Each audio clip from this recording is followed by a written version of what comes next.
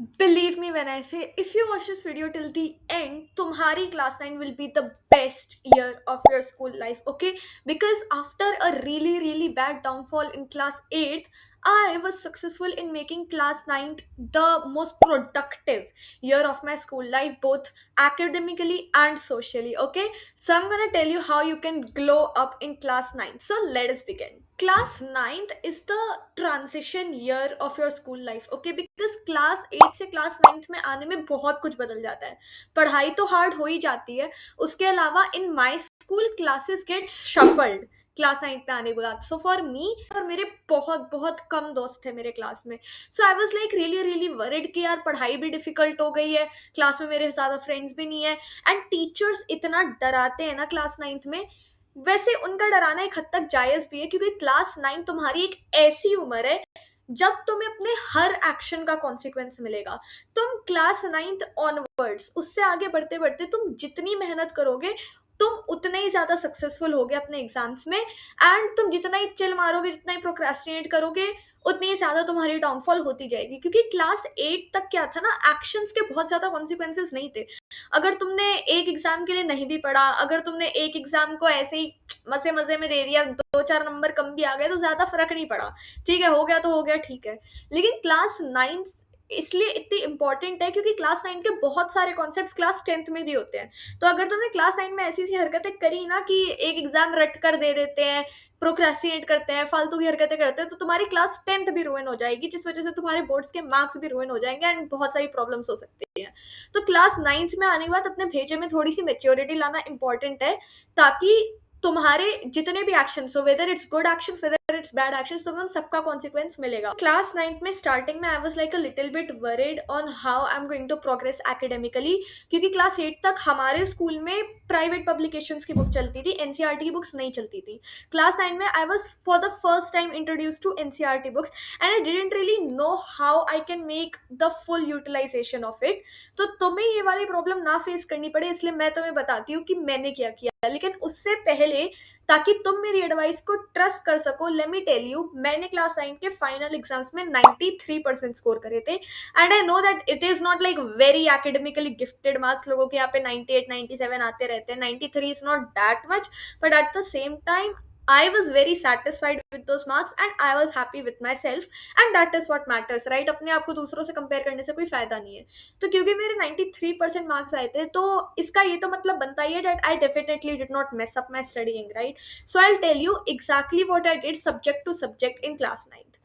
Let's start with maths, number one, okay? Maths is probably going to be the most important subject of yours. And maths में मैं एक चीज़ बहुत clearly बता दूं, अगर तुमने 9th की मैथ्स को हल्के में ले लिया, अगर तुमने 9th में प्रैक्टिस नहीं करी, अगर तुमने 9th में मैथ्स का कबाड़ा कर दिया, तो तुम्हारी 10th रुइन होनी ही है. क्योंकि 9th के बहुत सारे कॉन्सेप्ट्स क्लास 10th में भी आ रहे हैं मैथ्स में. एंड उसके अलावा मैथ्स इज अ सब्जेक्ट जिसमें तुम्हें कंसिस्टेंसी चाहिए होती है. एंड अगर तुमने 9th में थोड़ा सा चिल मार लिया, 9th में अगर तुमने मजे कर लिए, तुमने उस लेवल तक की प्रैक्टिस, उस लेवल तक की स्पीड, क्योंकि 10th में आने के बाद पेपर लेंदी भी हो जाता है. तुमने सुना होगा कि 2026 का जो बोर्ड का एग्जाम आया था मैथ्स का, it was like really really difficult and quite lengthy as well. And कुछ सेट्स में तो अलग ही लेवल के क्वेश्चंस आए थे.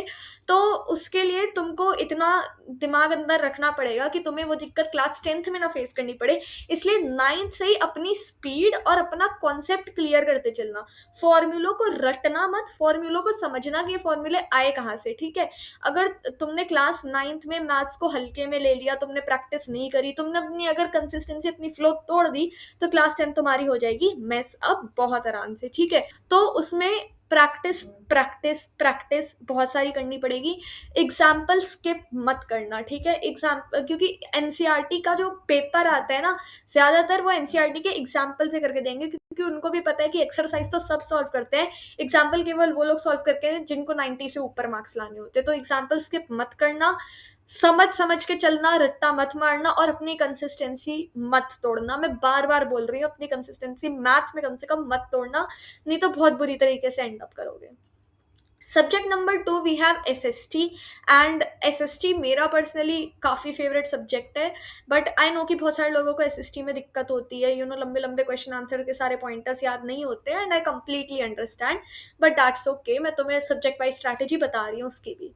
जो हिस्ट्री है, हिस्ट्री को प्लीज कहानी के फॉर्म में पढ़ना, एंड कहानी के फॉर्म से मेरा मतलब है कॉज इफेक्ट रिलेशनशिप पढ़ते हुए चलना। जैसे अगर तुम फ्रेंच रिवॉल्यूशन पढ़ रहे हो, उसमें अगर लिखा है कि पहले बैस्टील की स्टॉर्मिंग हुई, वो क्यों हुई?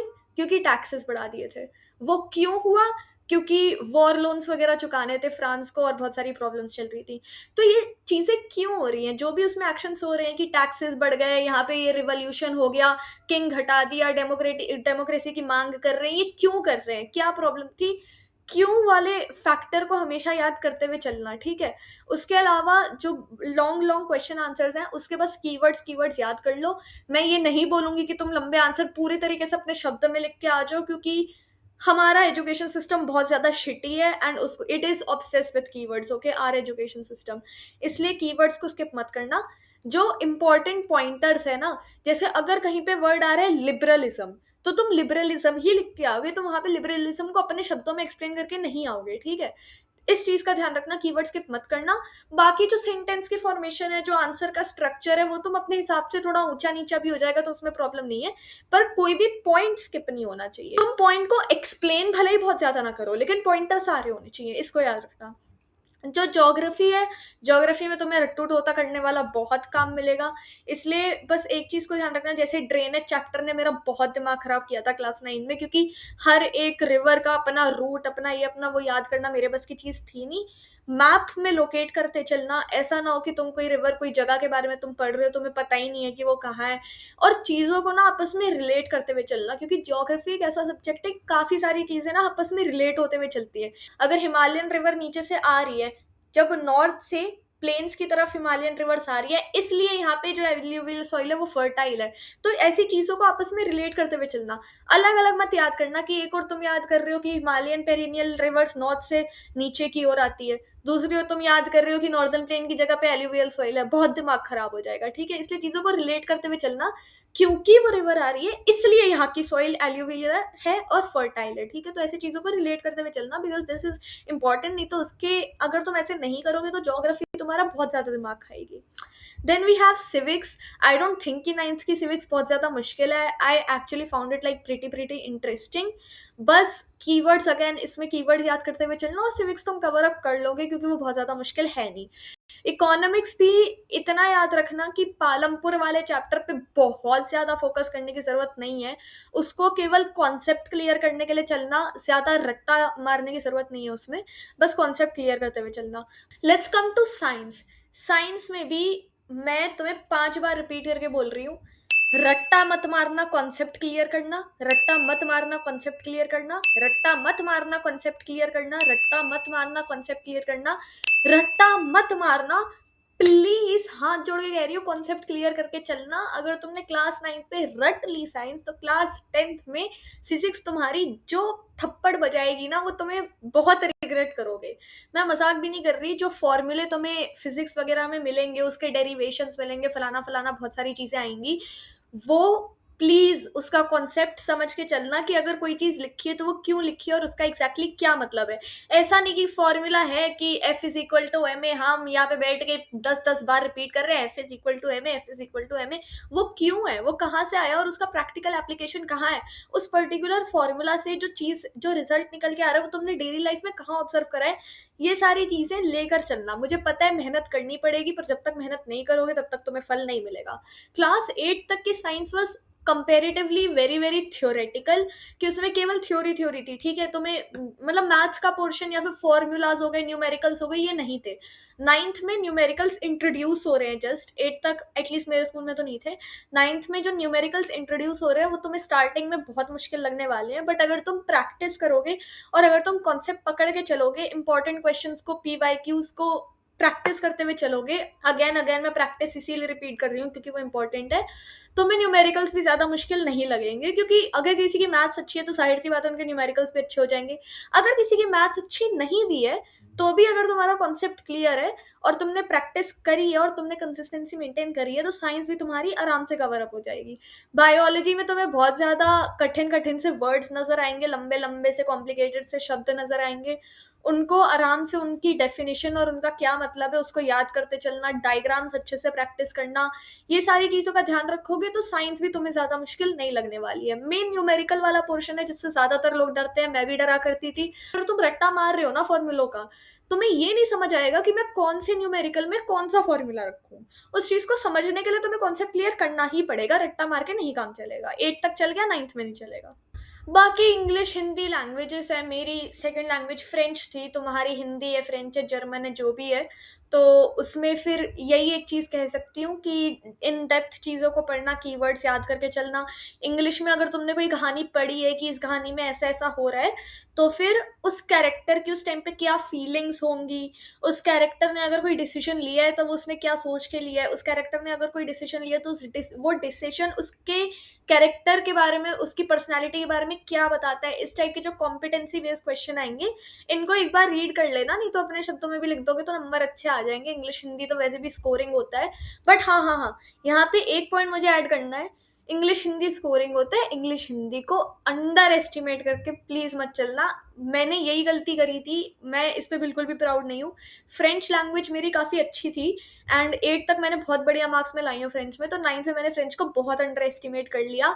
मजाक भी नहीं कर रही, मैं हाफ ईयरली के एक दिन पहले 10 मिनट पढ़ के गई थी, 10 मिनट पढ़ के गई थी सिर्फ, ठीक है। और मैंने करा था, मतलब वैसे ऑब्जेक्टिवली देखोगे तो मेरे नंबर बहुत बुरे नहीं आए थे, बट मेरे जनरली मतलब मेरे फुल मार्क्स आते हैं, उस हिसाब से मेरे नंबर में काफ़ी डाउनफॉल आई थी। क्योंकि अगर तुम्हारे अभी 85% आ रहे हैं, अगर इंग्लिश हिंदी में तुम अच्छे से फुल मार्क्स लेके आ जाते तो तुम्हारा 90 टच कर जाएगा, ठीक है। तो उस चीज़ के लिए इनका एडवांटेज लो, इनको अंडर एस्टिमेट मत करो। अगर ये ईजी है तो इनका एडवांटेज लेके चलो, क्योंकि बाकी जितने, मतलब मैं बता रही हूँ 90% बच्चे इसको अंडर एस्टिमेट करके चलेंगे। अगर तुम्हें वो बच्चे में 5% 10% में आना है तो तुम्हें कुछ तो एक्स्ट्रा एफर्ट डालनी पड़ेगी, और इसमें मतलब उसको भी तुम उतनी इंपॉर्टेंस दो जितना बाकी मेन सब्जेक्ट को देते हो।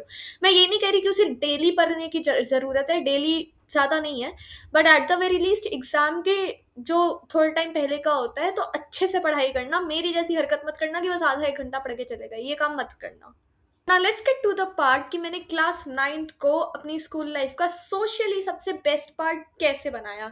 तो one thing about class 9th is you need to be really picky about your friends, and you need to be really really picky about who you're spending your very very precious time with and who you're giving your efforts and energy to। क्योंकि class 9th के जो तुम्हारे दोस्त लोग जो भी तुम बनाओगे, ये वही लोग होंगे जो क्लास 10th में भी तुम्हारे साथ होंगे।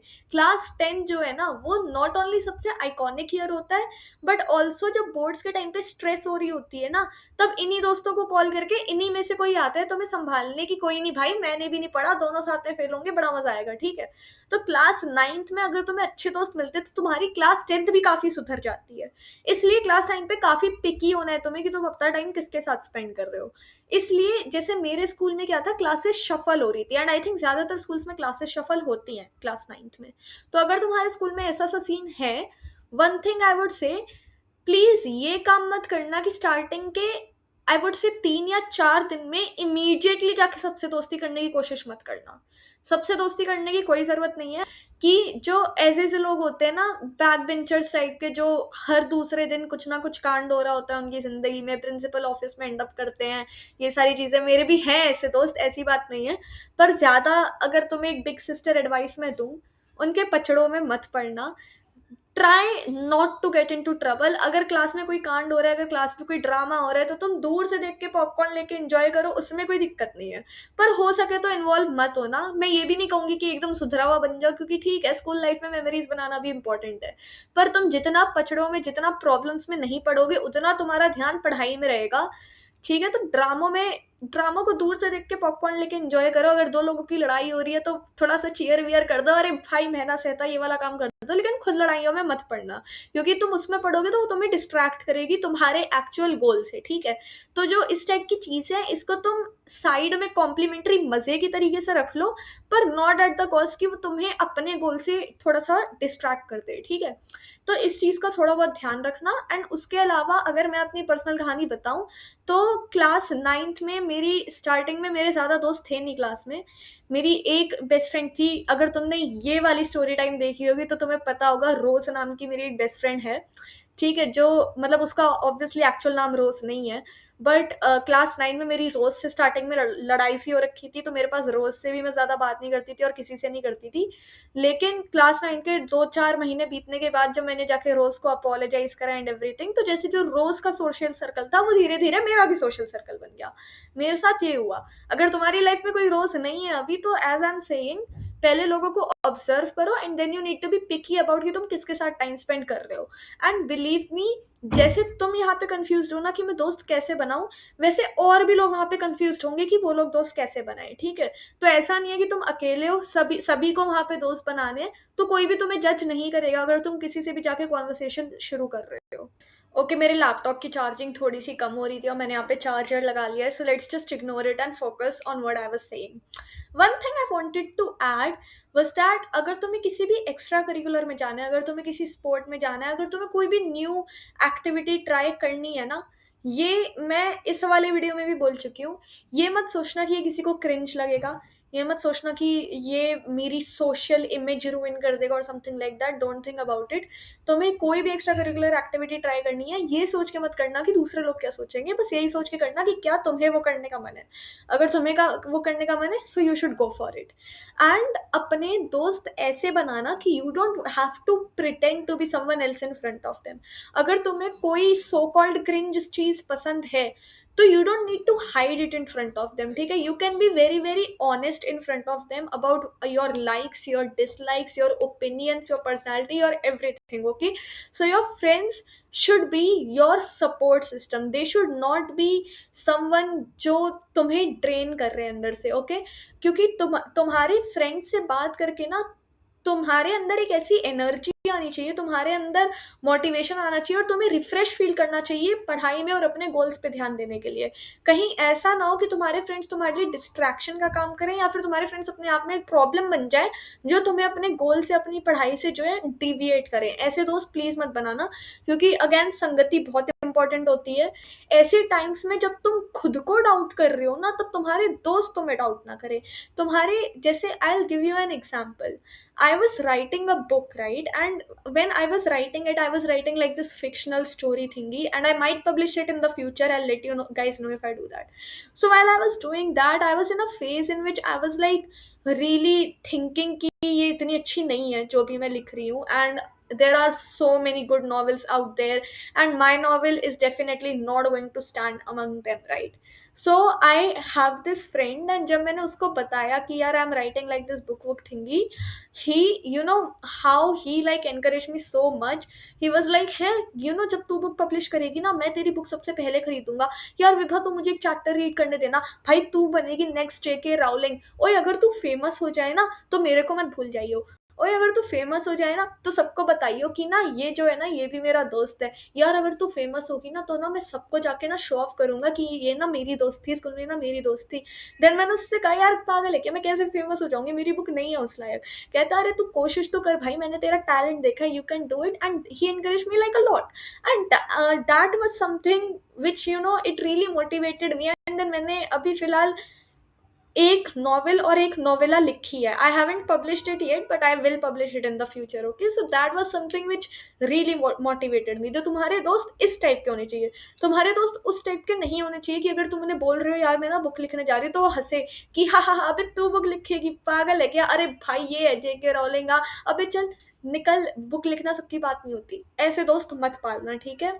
तुम्हारे दोस्त तुम्हें एनकरेज करने चाहिए, तुम्हारा सपोर्ट सिस्टम होने चाहिए, तुम्हारे पिलर्स होने चाहिए जिसके तुम सहारा लेके आगे बढ़ सकते हो। ऐसा नहीं कि वो पिलर ही टूट गया और तुम ही नीचे गिर गए, ठीक है। ऐसे दोस्त मत बनाना। एंड अपने अंदर कॉन्फिडेंस रखना, चाहे वो पढ़ाई में हो, चाहे वो किसी भी एक्स्ट्रा करिकुलर एक्टिविटी में हो। मैं अगर मेहनत करूँ तो मैं कुछ भी अचीव कर सकता हूँ, ये अपने मन में फीलिंग कंटिन्यूअसली रखना, ठीक है? तुम्हारा कॉन्फिडेंस, तुम्हारा सेल्फ एस्टीम और तुम्हारी सेल्फ इमेज कभी भी तुम्हारी आंखों में नहीं गिरनी चाहिए। दूसरों की बातों से तुम्हें कोई फर्क नहीं पड़ना चाहिए up until the point you have a good image of your self in your mind, okay? So that is basically it. If you have any more questions about class 9, any doubt, anything, my comments are always open. So that is it for today. I will see you in the next one. Bye bye.